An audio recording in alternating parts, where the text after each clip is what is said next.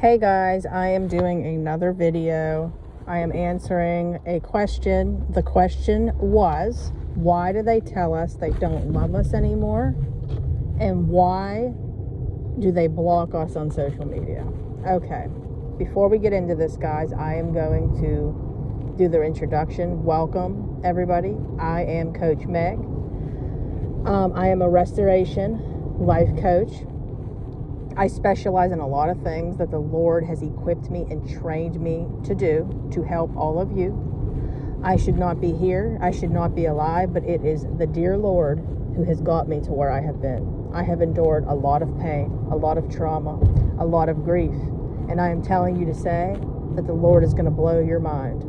But you got to make up your mind and make a decision. Will I see this through?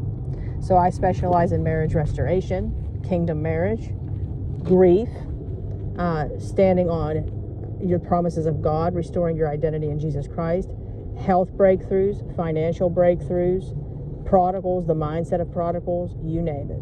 So if you would be interested in that, you can email me at deadmarriagesredeemed@gmail.com. I repeat, deadmarriagesredeemed@gmail.com. Also, come on over to our Facebook group, Dead Marriages Redeemed. We would really love to have you over there. We have a wonderful support group.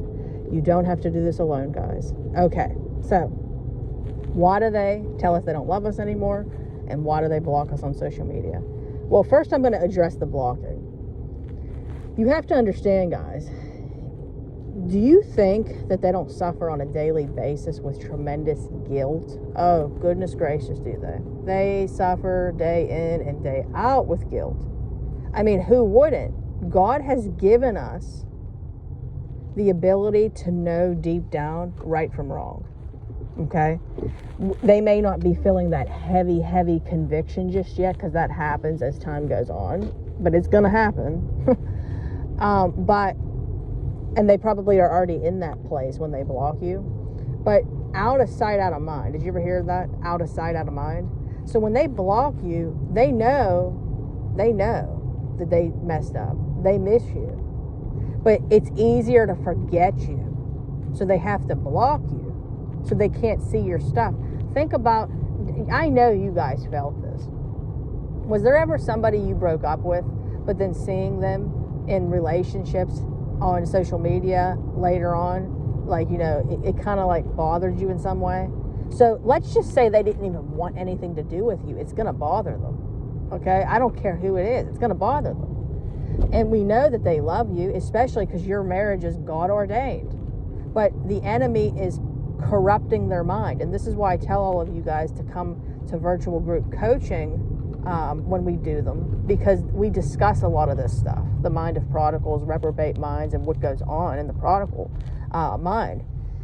So, and you know, the rejection and all that. So I encourage you guys to do that. We are doing that tomorrow. So any last minute people who want to participate, get back to me as soon as possible. You can email me through the Facebook group, message me through the Facebook group, or you can email me to book your seat before spots are unavailable. So the blocking, out of sight, out of mind. They're blocking you so they don't have to see, because it's painful.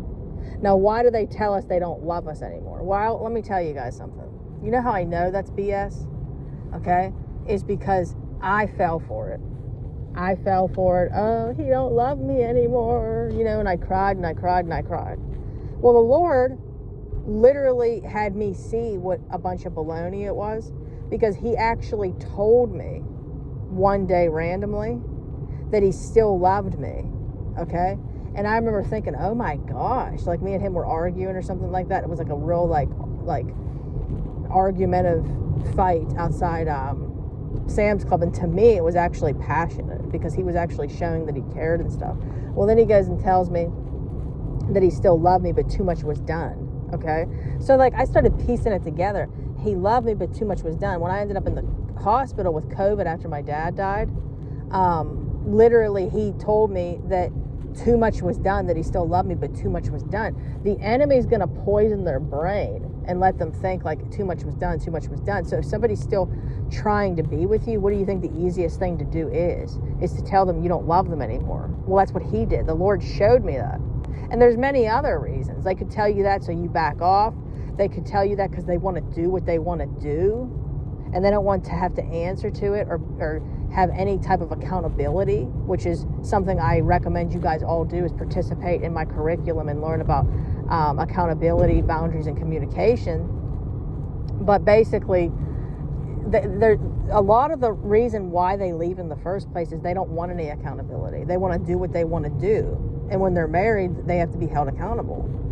So they just want to do what they want to do in the pig pen, and they don't want any type of consequences to it. But mark my word, sin has consequences of their own. So they're going to deal with the consequences to their sin. But you got to sit back, boo. You got to trust the Lord, and He is going to handle it. So I hope that this answered your question well. I tried to be as informative as I possibly could. And if you would like to have more insight, you can reach out to me. Anyways, I hope you all have a wonderful rest of your day. God bless each and every single one of you. Please like the video. It helps out so much, guys. I appreciate it if you do. Also, if you leave a positive comment, I'd really appreciate that as well. Share, subscribe.